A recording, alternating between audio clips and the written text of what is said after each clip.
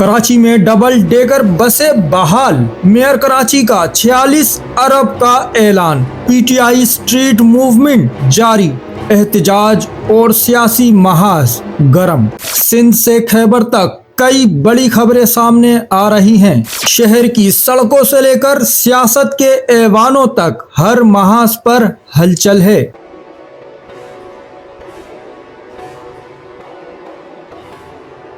कराची में आज से डबल डेकर बसों का आगाज कर दिया गया है।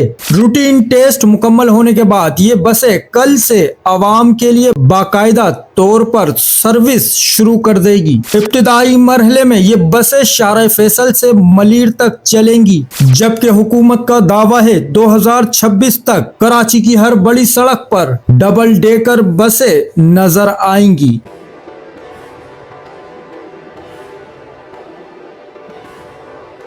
सीनियर सूबाई वजीर शर्जीली नाम मेमन का कहना है, डबल डेकर बसों की बहाली का मकसद आवाम को सस्ती, आरामदेह और महफूज सफरी सहूलत फराहम करना है।